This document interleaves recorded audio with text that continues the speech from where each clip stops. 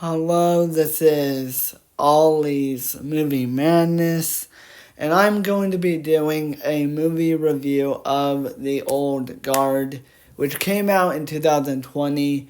So basically, what the story is, you have this woman named Andy, and she leads this group of immortals, and they decide to recruit this young girl named Niall Freeman, and she doesn't want to be a part of their team, but Andy forces her to go anyway.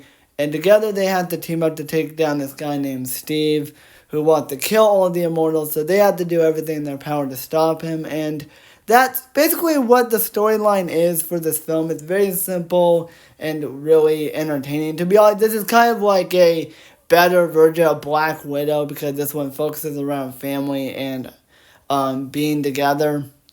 And the performances are tremendous. I believe everyone does a glorious job as their characters.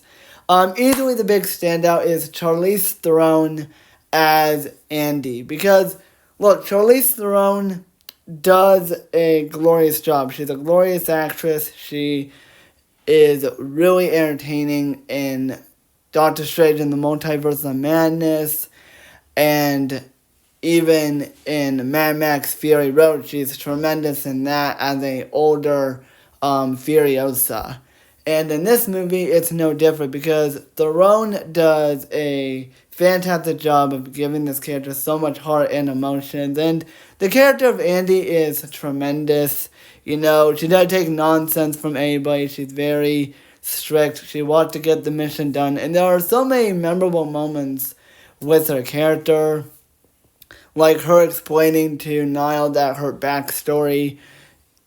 her backstory of her losing her sister is, it really haunts her. And I think that's one of the best moments of the entire film. It's very, tragic and such a beautiful scene to watch. And, the fight scenes with, Andy are really awesome because it showed that Charlize Theron knows how to fight, like in the Mad Max film, Mad Max Fury Road. So she is really good at fighting in general as an actress. So Charlize Theron, big standout, really entertaining performance. Kylie Lanning, as Niall. She does a terrific job as this character. You know, Niall as a character, she doesn't like being part of Andy's crew. She wants to be alone. And the scene where she says that she doesn't want to be a part of Andy's crew is a really powerful but really understandable scene in the film because she just wants to be left alone. She wants to live on her own. And the bonding between her and Andy is the strongest aspect of the entire film. And it's really fun to watch. You know, her and Theron have awesome chemistry with one another. And again, that whole fight scene on the plane was epic. Someone that really surprised me is Marwan Kenzari, who plays Joe in this film. And as you know, I am not the biggest fan of this actress. I don't like him as Jafar. In Ghosted, he was very boring to watch. In this film, I thought he was really tolerable and really entertaining to watch as the character of Joe. You know, Joe is one of those characters who really cares about the team and wants the mission to be done. And watching him and Andy interact is really fun to watch. You know, you get to tell that Marwan Kenzari is having a lot of fun as this character. And the scene I really enjoy is where Joe is and the rest of the immortals are going through the lab attacking these random soldiers to prevent themselves or any other immortals from dying. And I thought that was the best action sequence in the third act. It was really fun and really entertaining to watch. And Marwan and Charlize Theron have tremendous chemistry with one another. So he was really fun and entertaining. But probably my favorite performance in this entire film is Chiwetel Ejiofor as James Copley. James Copley. Um, he was really awesome as this character. You know, Ejiofor has almost never gave a bad performance. I like him in the movie The Lion King. I liked him in the MCU. And here he is no different. Now, he is sort of the villain in this movie, the secondary villain, but he's being manipulated by Steve, so you can understand why he is a little crazy. And that scene where he turns against Steve is such a really powerful and really fun and entertaining moment. You know, you can tell that Ejiofor was having the time of his life playing this character, and him and Charlize Theron have a lot of awesome chemistry with each other.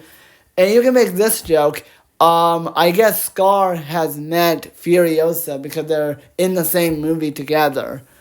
So Ejiofor, Kenzari, you know, Kinka, and Theron were all really great. The only performance that didn't really work for me, he wasn't bad, but he was just okay, was Harry Melling as Steve Martin. His performance was just okay. I just thought his performance was okay. And the character of Steve is just a generic villain. He's just a carbon copy of William Stryker. He's just a throwaway villain. The movie does a great job of making you hate him as you should, so you're happy where the characters beat him up. But I don't know, you can't really despise him like William Stryker from X2 because that villain is a lot better written and Brian Cox gave a better performance. But aside from that, everything else is amazing. You know, the action sequences, the character interactions, you know, everything's like really fun to watch. I'll say that this is the most entertaining film of 2020. Especially that final battle was epic. So that's all I need to say about the acting. And the directing's decent. I don't know the director. I don't know who the director is.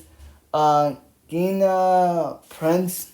She did a great job directing this film. I thought she did a great job of developing every single character in this film. You know, Joe. Andy got the most development, so that was really awesome. Especially just how much emotion she puts into this film, so that was really awesome and really tremendous. So I thought she did a pretty great job of directing this film. So in conclusion, I still really enjoyed this film. You know, the performances are great, especially from Chiwetel Ejiofor and Charlize Theron. They were really awesome in this film together. The action sequences are great. Yeah, the villain's weak. I didn't really care about the villain, but everything else was awesome. Naya and Andy's relationship is the highlight of the entire movie. Marwan Kenzari actually gives a good performance in this film. And I highly recommend you watch this film, especially if you like really awesome action films, like Love Hurts with Keo Kwan. I'm sure you're going to like this one as well. And I give this movie a 8 out of 10. So that is my movie review of The Old Guard. Hope you guys enjoyed.